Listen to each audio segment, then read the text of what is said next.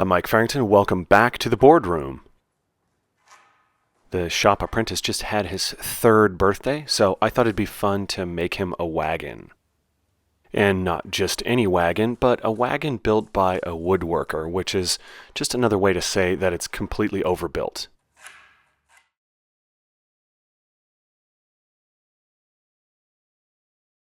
So I got started by ordering some 4/4 1 common red oak.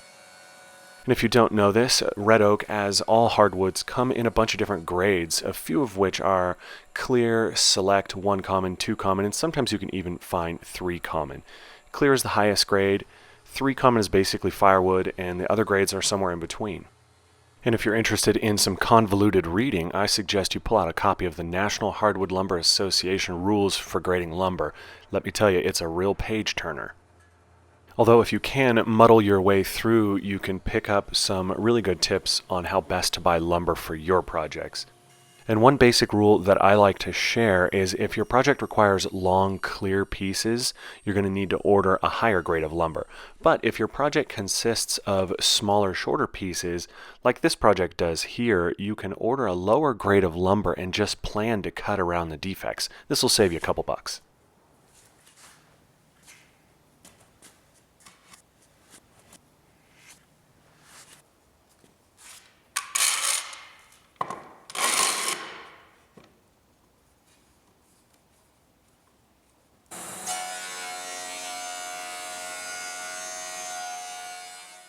After pulling the glue-ups out of the clamps, I realized I was not on my A game that day. There was quite a bit of misalignment between the 2 boards that I glued together, so I decided to rejoint and plane to make sure that everything's nice and flat and smooth. And I followed that up by ripping to width and cutting to length.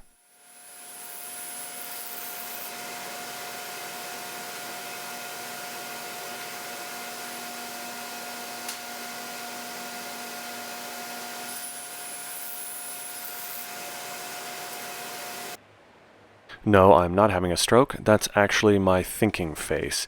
I wasn't working from a plan when building this wagon, so I decided I would leave my glue-ups wide, and then I would cut them down until I got them to a height that I thought looked good. So after cutting the parts down to a width that I think looks good, it's now time for the fun part, the joinery. And I get started by marking out for the mortises. Then I proceed to route a shallow dado, and I rough cut the mortises with a router. And I'm using an edge guide here to guide the router from left to right, but I don't have any stops set up for the mortises. Those I just eyeball, and I'm planning to come back later with a chisel and square them up and cut them to the perfect size.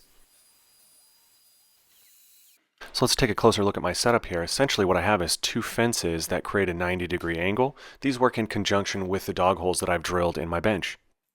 I also have a stop block and a spacer. The stop block helps me locate the mortises and the dado. The spacer helps me build the width up to what I'm shooting for, which is approximately 3/4 of an inch.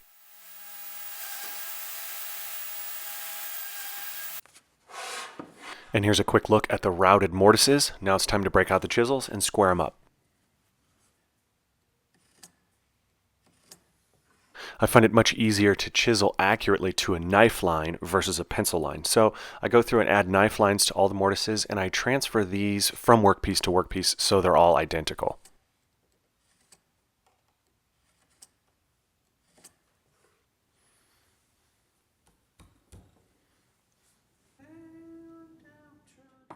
So I know it takes a lot of time to square up all the rounded corners of these mortises, but I really think it's worth it. It gives it a more handmade look, and I like that.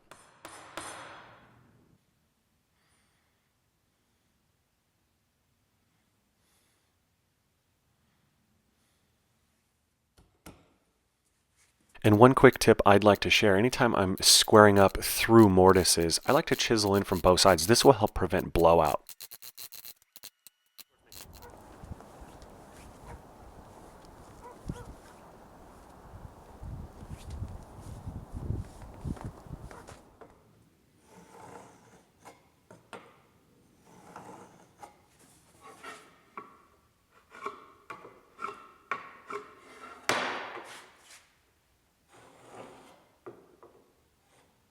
And next it's time to mark and cut the tenons.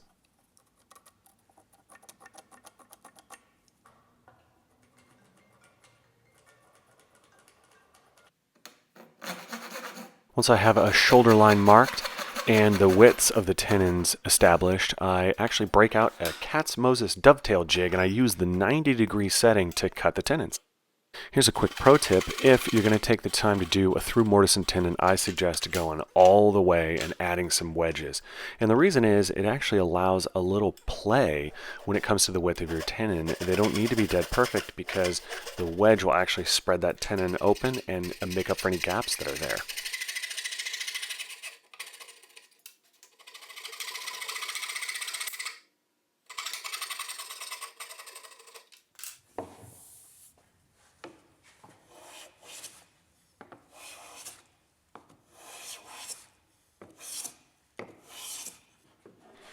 Up to this point, I've left the tenon board a little thick, and I use my number 4.5 smoother to take a few shavings to create a nice snug fit.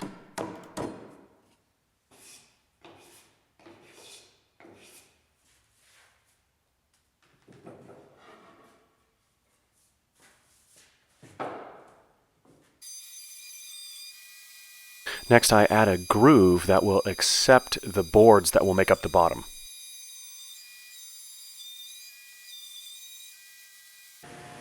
And I follow that up with a tongue on the ends of all 5 boards that will make up the bottom, as well as the edges of 2 of those boards.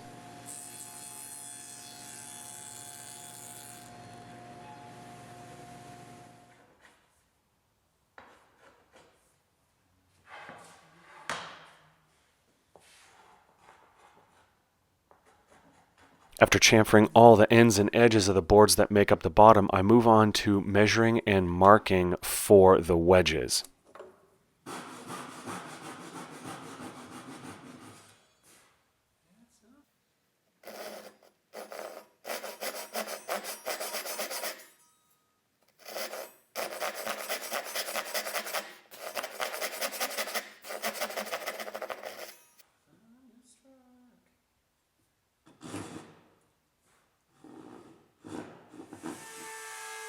So at this point in the project, I decided to make another design change. I decided I want to add the little railing along the back half of the wagon. I wasn't going to do that at first, ultimately because it was more work and I just didn't feel like doing it. But when I had the wagon just roughly assembled, it didn't quite look right to me. So I decided to add the railing. I got started by cutting some mortises. One of the things I like very much about a nice high quality Western style chisel like this Lee Nielsen chisel is it's accurately machined to a 1/4 inch. So these mortises I cut with a 1/4 inch router bit, and this 1/4 inch chisel just fits into there perfectly. And that makes squaring up these mortises real fast and easy.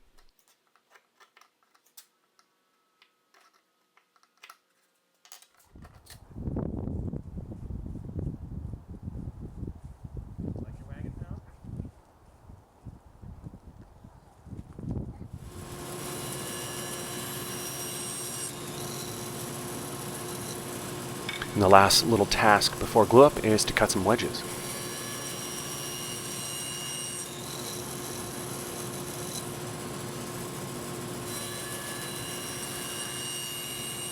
For whatever reason during this build, I felt like listening to the Beach Boys, and I loaded up a playlist and hit go, and the first song to come on was Sloop John B. And I'll tell you what, I have loved that song for so many years, ever since the first time my dad played it for me when I was probably just 4 or 5 years old. And I think that there are 2 types of people in the world. There are people who really like the song Sloop John B, and then there are people who've never heard the song before. So if you've never heard the song, I say look it up and give it a listen. If you have, I know you'll love it. Listen to it again.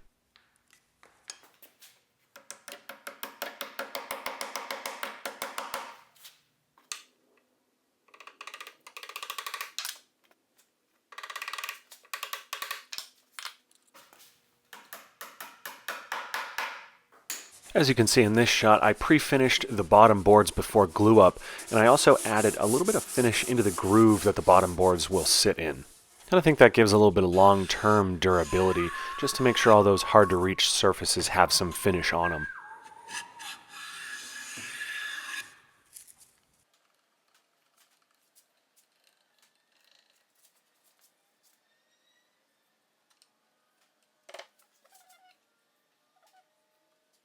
So right about now, during this second glue up, that I really fell in love with this project.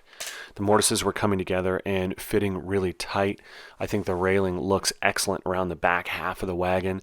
I'm really glad that I took the time to add the railing. It would have been a little plain without it.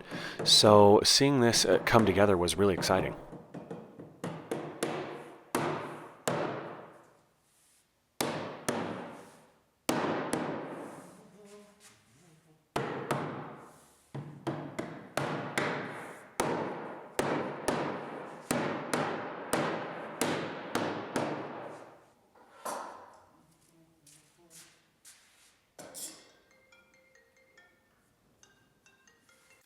The finish that I'm applying is a spar urethane, which is technically an outdoor type finish that's supposed to be fairly water resistant. We'll see how long it holds up. I put 3 coats on and it does look real nice, I have to say.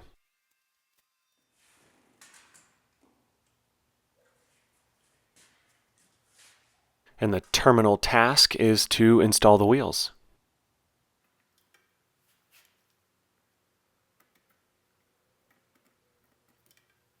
And here's a quick pro tip. I always have an automatic punch in my tool belt. I find that this really helps me locate and accurately drill holes.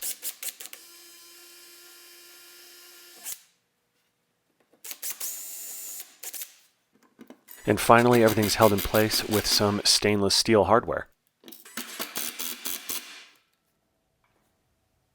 So here are a few beauty shots of it before it gets destroyed over the next handful of years. I think this project turned out really great. I'm really pleased with the end result. I think it looks good. It functions fantastic. And I'm looking forward to taking this thing down to the lake, taking it to picnics at the park, and dragging my little kids around in it. If you like what you see and you want to build one of these wagons for yourself, visit MikeFarrington.com. I'll have plans available for sale. And also in the video description below, I'll have links to all the gear that I used.